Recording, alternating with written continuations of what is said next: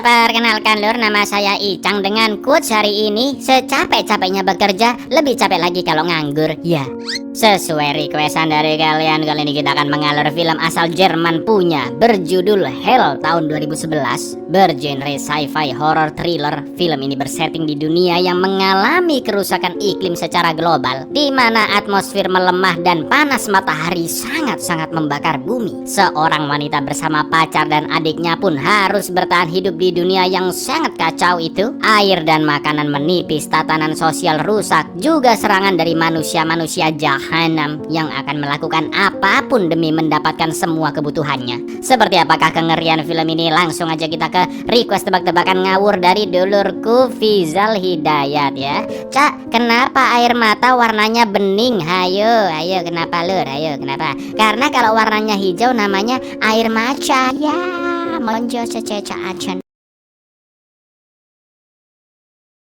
Di dunia paralel pada tahun 2016, keadaan bumi sudah sangat berubah drastis. Suhu atmosfer meningkat sampai 10 derajat Celcius dan menyebabkan perubahan iklim secara global. Pasokan sumber daya alam menjadi kacau, air dan makanan tersisa sedikit, juga rusaknya tatanan sosial dunia. Semua orang merasakan sulitnya mencari makan maupun perlengkapan sehari-hari, dan kondisi itu memaksa umat manusia beralih menjadi scavenger atau memulung bahkan merampas barang milik orang lain. Konflik pun terjadi di mana-mana dan lambat laun manusia mengikuti hukum rimba, di mana orang yang kuat akan mencaplok yang lemah. Banyak orang berkelompok yang berusaha bertahan hidup dengan melakukan segala tindakan kriminalitas, mulai dari begal, maling, sampai pembunuhan lur. Begitu pula dengan seorang wanita di awal film yang berada di Jerman. Dia mengalami kecelakaan dan akhirnya tertangkap oleh sekelompok scavenger. Di saat itu, dunia seakan-akan lebih pantas disebut sebagai neraka.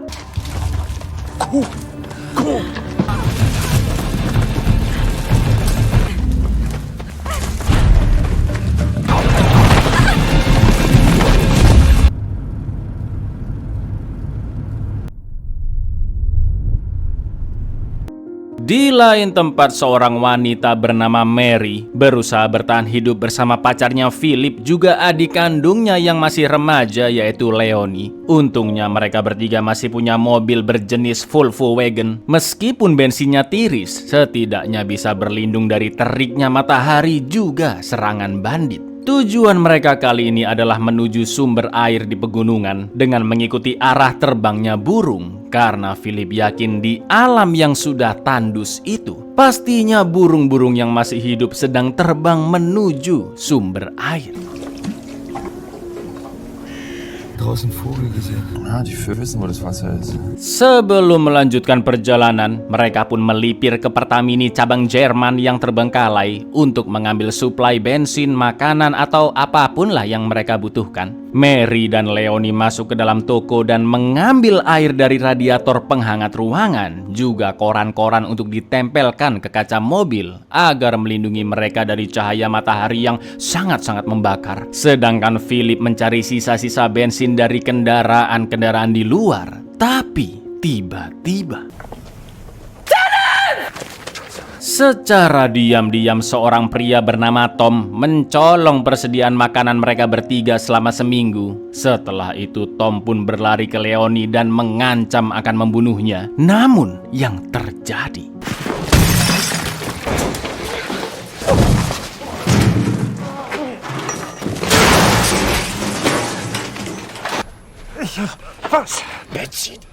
mereka pun berhenti gelut setelah Tom menawarkan simpanan bensinnya. Lalu setelah mengecek mobil Philip yang mesinnya agak rusak, Tom pun diajak ikut bersama mereka karena sebagai mekanik dia mengerti masalah mesin. Mereka pun akhirnya sepakat lur, Philip akan memberikan Tom makan, minum, dan membawanya pergi dari sana. Sementara Tom akan membetulkan mesin juga mengisikan bensin. Dafür nehmen wir dich mit und du kriegst was zu essen. Pass mal auf, du besorgst so einen Ersatzriemen und und schaust, dass der Motor... Mereka pun melanjutkan perjalanan melewati jalur yang tandus tanpa tanda-tanda kehidupan, sampai akhirnya jalan mereka terhalang oleh seonggok besi tower yang melintang. Karena besi itu terlalu berat, Philip, Tom, dan Mary akan berusaha mendorong, sedangkan Leonie akan mengendarai mobil untuk menarik besi tersebut.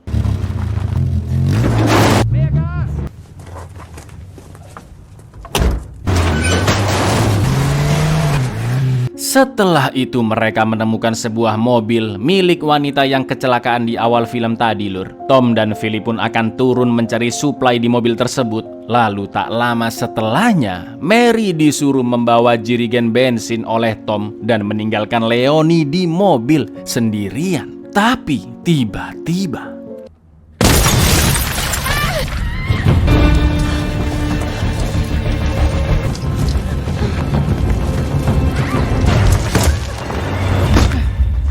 mobil itu pun dirampas oleh beberapa orang beserta Leonie di dalamnya. Sementara Mary yang jatuh pingsan pun akhirnya terbangun dan begitu khawatir dengan nasib adik kandungnya. Selain itu mereka juga kehilangan semua suplai makanan, minuman, dan kebutuhan lain di mobil tersebut. Lalu ketika Tom menaiki tower di dekat sana untuk mencari sinyal walkie-talkie yang dibawa Leonie, dia menemukan kepulan asap api unggun yang berjarak kira-kira 3 km dari sana, dan kemungkinan besar kelompok yang menculik Leonie sedang berada di tempat tersebut. Karena tidak ada cara lain, mereka bertiga akhirnya sepakat untuk pergi ke titik api unggun itu demi menyelamatkan Leonie, juga mengambil mobil mereka beserta suplai-suplai di dalamnya. Dan ternyata bener, Lur, sesampainya di sana terlihat mobil Volvo milik Philip, juga Leonie bersama korban penculikan lainnya yang disekap oleh kelompok berandalan tadi.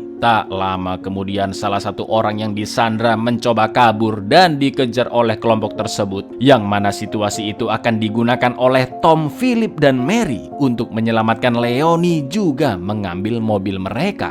Rencananya adalah Tom akan meledakkan bom molotov yang dia rakit dari bekas botol minum dan bensin untuk mengalihkan perhatian kelompok berandal. Sedangkan Mary pergi ke mobil dan berusaha menyetaternya dengan menyatukan kabel-kabel di sana. Setelah perhatian kelompok berandal teralihkan ledakan tersebut, barulah nanti Leonie diselamatkan.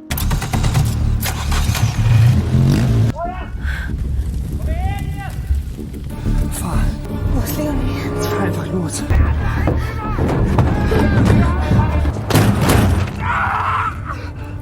Menurut Philip, situasi di sana tidak memungkinkan untuk menyelamatkan Leonie karena kelompok berandal yang mengepung mereka. Maka dari itu Philip pun meninggalkan Tom yang sedang berusaha membebaskan Leonie dan langsung menyuruh Mary untuk segera kabur dari sana, hanya berdua saja. Namun naasnya karena ada seorang berandal yang menyerang, Philip yang menghalaunya pun kakinya sempat terjepit pintu. Mary terus melajukan mobilnya, namun akhirnya kembali mogok. Sebagai kakak, Mary pun bersikukuh untuk kembali ke kemah berandal dengan jalan kaki sendirian. Namun sesampainya di sana ternyata sudah tidak ada siapapun, termasuk Leonie dan Tom. Was machst du denn?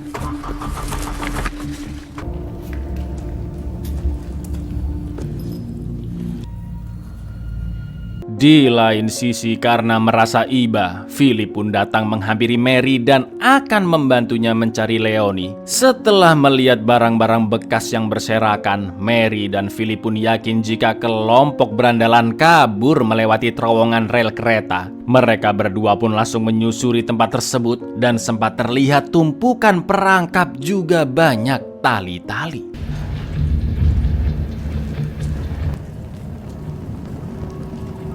Mereka pun akhirnya sampai di ujung terowongan pada pagi hari. Dan matahari, wow, sudah sangat-sangat terik, Lur. Nggak jauh beda lah sama kondisi sehari-hari di Bekasi. Ya. Karena kaki kanannya bengkak dan membuatnya susah berjalan, dengan terpaksa Philip memberikan bajunya untuk melindungi Mary dari terik matahari dan menyuruhnya untuk pergi sendirian menyelamatkan adiknya Leonie. Elektriker durch die Sonne schieben? Los, mach!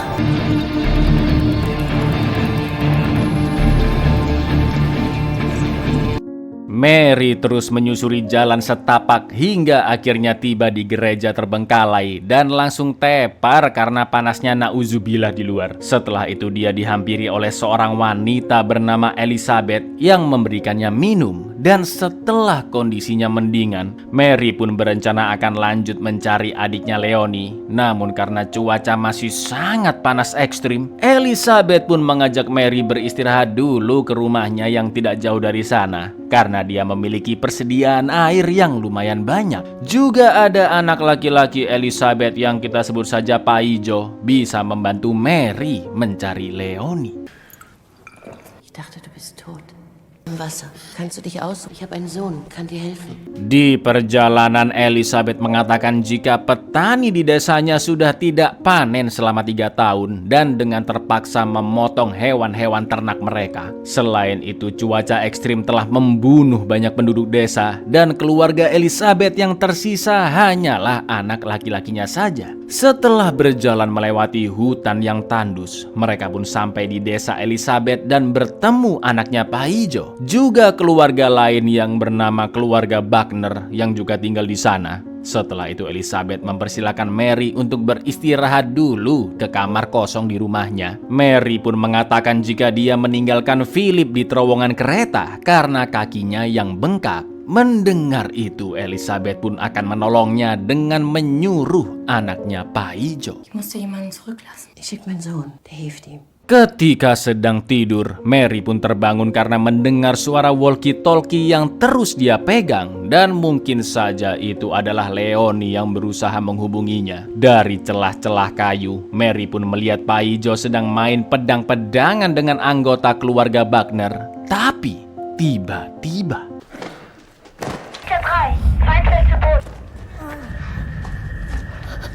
ternyata walkie-talkie Leonie dipegang oleh Paijo, yang mana artinya penculik Leonie adalah Elizabeth beserta komplotannya. Begitu pula dengan Philip yang sudah ditangkap dan disekap. Setelah itu Elizabeth pun datang ke kamar dan dia mengatakan bahwa sebenarnya kelompok mereka sudah tidak memiliki hewan ternak lagi dan tetap harus bertahan hidup. Yang mana artinya Philip juga orang-orang lain yang diculik oleh kelompok berandal itu akan dipotong-potong dan dimakan sebagai pengganti hewan ternak. Sedangkan wanita semlehoi seperti Mary dan Leonie akan dijadikan istri bagi Paijo. Mereka akan beranak pinak dan bisa menjadi stok untuk peternakan kanibalnya. Laknat emang Anda. Leonie! Leonie! Ein Sohn braucht eine Frau. Sonst geht's mit dem Hof hin. Für den Flori. Wir haben kein Vieh mehr. Wir müssen überleben. Begitu Elizabeth keluar kamar, Mary mengambil tongkat besi dan berusaha kabur dengan mencongkel-congkel kayu-kayu tembok kamarnya. Tapi tak lama kemudian Elizabeth pun kembali dan membawa Leonie yang tangannya terluka karena diborgol. Melihat adiknya, Mary pun begitu sumringah dan langsung memeluknya. Setelah itu Elizabeth mengajak mereka berdua untuk ikut makan malam, yang pastinya pakai daging human, ya kan? Danach gibt's Essen. Du hast doch bestimmt Hunger. Leonie mengatakan jika dia tidak melihat Philip, tapi hanya ada Tom di dalam kandang. Lalu Mary dan Leonie pun berusaha kabur dengan mendobrak kayu-kayu penutup jendela. Untungnya mereka berhasil mencopot sebilah kayu dan ada celah yang cukup untuk mereka lewati keluar bangunan. Setelah itu mereka pun menggunakan sisa-sisa tirai di kamar itu, baju bekas juga celana yang dipakai oleh Mary sebagai tali untuk turun dari jendela. Karena jaraknya yang lumayan tinggi dari permukaan, akan tetapi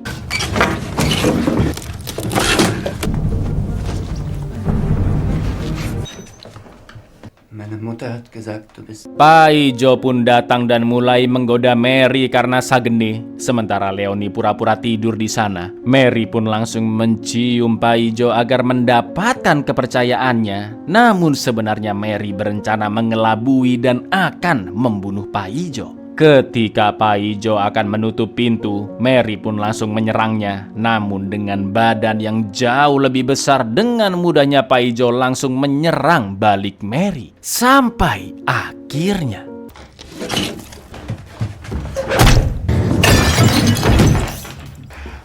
Alhamdulillahnya Paijo berhasil dibuat pingsan. Lalu Mary langsung menyuruh adiknya keluar jendela duluan dan segera pergi menyelamatkan diri ke hutan. Sementara Mary berencana mencari Philip dan Tom yang masih berada di gudang. Setelah memakai baju bekas yang diberikan oleh Elizabeth tadi, Mary pun keluar dari ruangannya seakan-akan tidak terjadi apa-apa. Dan Elizabeth pun membawanya duduk makan malam bersama dengan keluarga Buckner. Dan yang terjadi,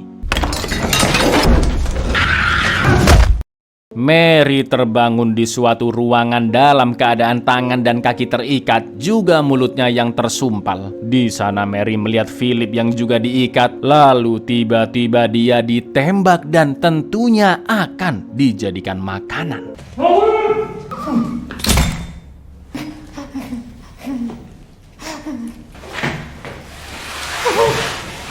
Untuk sementara waktu, Mary pun dibiarkan sendirian di ruangan tersebut. Dan Mary menggunakan kesempatan itu untuk melepas tali yang mengikat tubuhnya dengan pisau yang dia temukan di sana. Dan akhirnya Mary pun berhasil kabur dari ruangan itu melalui jendela.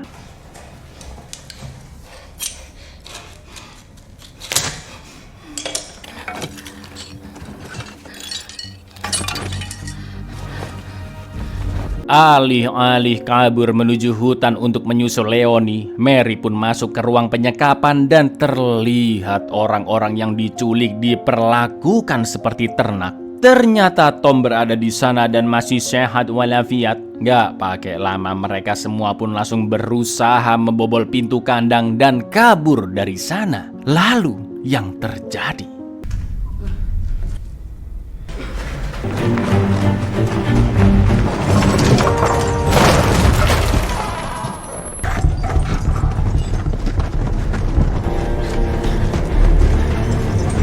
dengan membabi buta, Paijo dan keluarga Buckner pun memburu semua korban-korban penculikan yang kabur. Namun untungnya Tom bisa menyelamatkan Mary dari serangan tersebut. Tapi sayang Leonie malah tertangkap oleh Paijo. Setelah itu Elizabeth pun mendekat dan mengatakan bahwa Mary sama saja seperti orang-orang lain yang merampas bahan-bahan makanan. Loh bu, keliru dong bu, sampean yang gendeng bu Elizabeth. Mary merampok makanan orang aja nggak pernah. Justru Anda yang merampok nyawa manusia untuk dijadikan santapan.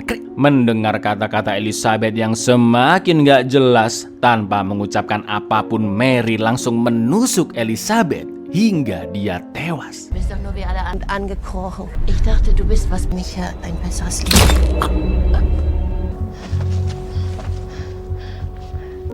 Paijo pun sangat terpukul melihat ibunya mati dan Mary pun segera membawa Leonie kabur dari tempat terkutuk itu. Dari sana Mary, Leonie dan juga Tom melanjutkan perjalanan ke gunung mencari mata air yang alhamdulillahnya mereka akhirnya menemukan air mengalir di bebatuan gunung. Lalu saat naik ke atas bukit, terlihat beberapa burung yang terbang menuju ke perbukitan. Itu artinya sumber air sudah dekat. Setelah kekacauan yang mereka alami, mulai dari bertemu kelompok berandalan sampai terjebak di desa Elizabeth, Mary, Leonie dan juga Tom harus tetap berusaha mencari sumber daya alam untuk bertahan hidup dan berharap mendapatkan nasib yang lebih baik di perbukitan tersebut.